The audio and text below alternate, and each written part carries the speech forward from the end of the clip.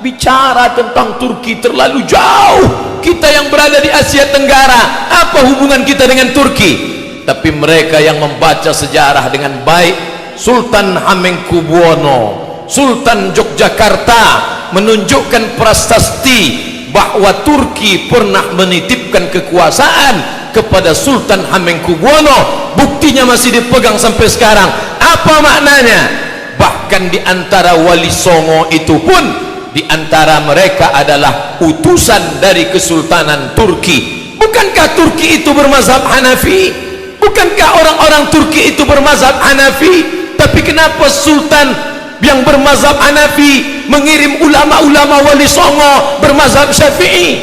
Dia mengerti dakwah. Kami memang bermazhab Hanafi, tapi kami tahu saudara kami yang jauh di sana mereka bermazhab Syafi'i. Maka mereka kirim para ulama dan dai yang bermazhab Syafi'i demi keutuhan, demi keselamatan. Mereka lah dulu yang menerangi bumi Nusantara ini, yang sebelumnya nenek moyang kita menyembah batu, menyembah lembu, menyembah setan. Tapi begitu dai Islam dari Turki itu datang, semuanya bersyahadat, asyhadu an la ilaha illallah wa asyhadu anna muhammadan rasulullah. Maka kejatuhan Turki juga ikut menjadi keruntuhan kita. Apakah malam tak berakhir? Tak tampakkah cahaya?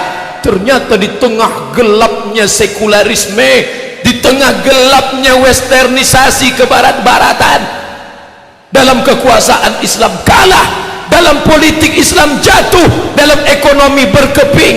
Tapi ada satu titik terang, ada satu yang tidak dihapuskan oleh Mustafa Kemal Atatürk. Apa dia?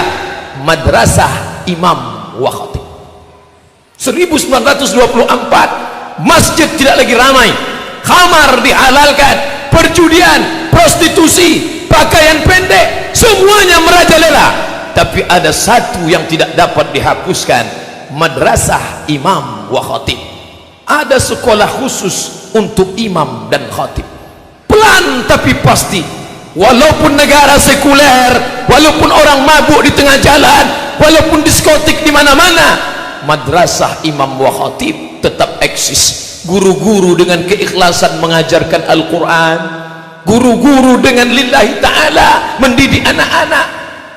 Subhanallah, Masya Allah, dari madrasah imam dan khatib itu hampir seabad lamanya mereka ingin memadamkan cahaya Allah. Yuriduna ayutfi'u nurallah, mereka ingin memadamkan cahaya Allah. Wallahu mutimmu nurihi, tapi Allah menyempurnakan cahayanya. Masya Allah, ada satu yang tak padam, madrasah imam wa khatib.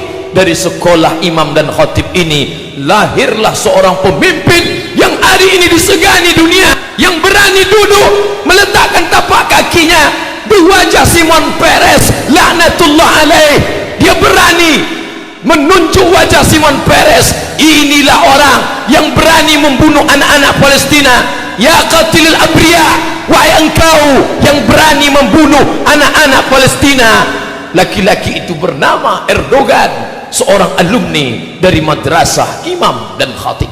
Kita boleh kalah dalam bidang ekonomi, kita boleh kalah dalam bidang politik, tapi ada satu yang tak pernah mati, pendidikan Islam. Mari kita tanamkan agama Islam di dalam diri anak-anak kita. Banyak orang yang tidak sabar dengan keadaan ini, lalu mereka menempuh jalur kekerasan, radikalisme, bunuh, bakar, hancurkan. Ini bukan ajaran Islam. Islam datang dengan kelembutan. Ud'u ila sabili rabbik, ajak mereka ke jalan Tuhanmu bil hikmah, dengan kata-kata yang santun dan lembut, wal mau'izatil hasanah, dengan curi taudadan, contoh yang baik, keteladanan, keagungan, kemuliaan. Andai dia ingin berdebat, debatlah dia.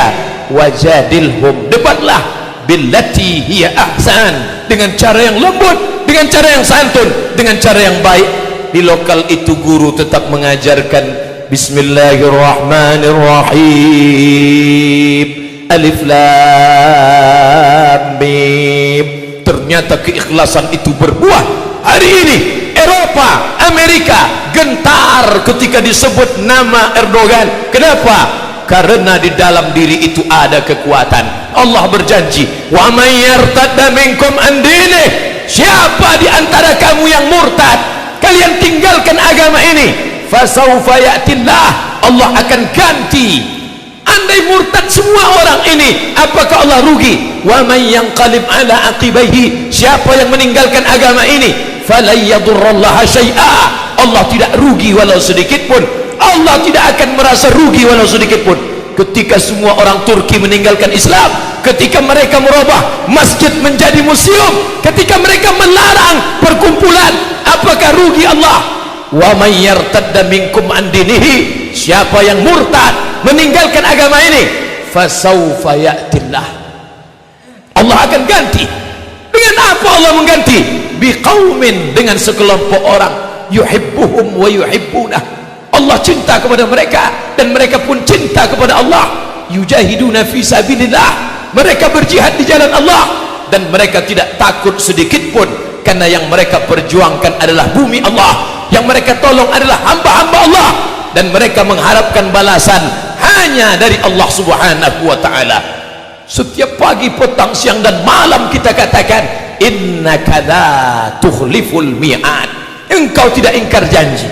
Itu terlalu jauh Bapak Khotib, itu terlalu jauh Pak Ustaz, itu tidak terjadi di tempat kita. Bisa saja terjadi. Jangan bangga dengan masjid yang besar, jangan bangga dengan masjid yang megah. Kurang megah apalagi masjid Hagia Sophia yang mereka robah menjadi museum. Kurang hebat apalagi masjid Al-Hamra, masjid Cordoba di Spanyol.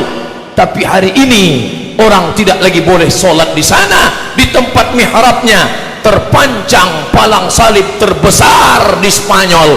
Itu terjadi di mana saja. Kalau tidak kita wariskan agama Islam ini untuk anak cucu kita di masa akan datang, apa yang terjadi di Turki bisa juga terjadi. Embrio-embrionya, bibit-bibitnya sudah nampak hari ini. Negeri Islam lebih 80% Muslim, raksasa. Tapi raksasa itu pengecut. Orang tidak lagi takut pada raksasa itu. Dengan menantang, mereka berani mencalonkan diri sebagai kepala daerah di negeri markas Islam, di negeri pusat Islam, di negeri simbol Islam. Apa artinya? Tidak lagi ada ketakutan kepada umat Islam. Umat Islam bisa dibeli dengan materi. Asabakumul wahnu, kalian terkena penyakit wahan, kalian kena penyakit wahan. Sahabat bertanya, wa mal wahnu ya Rasulullah, apa wahan itu wahai Rasulullah? Rasul menjawab, hubbud dunya, hubbud dunya, kalian terlalu cinta pada dunia. Wa karahiyatul maut, kalian takut mati, kalian takut meninggalkan dunia. Maka itulah yang membuat umat ini tidak dihargai. Musuh-musuh bisa membeli iman kita, membeli baju kita, membeli akidah kita. Islam KTP-nya, Islam bapak ibunya, tapi imannya sudah dibeli orang lain. Suaranya dibeli dengan harga 500.000, dengan 50.000 serangan fajar. Mereka tersenyum. Orang yang tidak mandi wajib dan tidak bersunat itu berani menjadi pemimpin kita. Maka Islam tidak mengajarkan itu.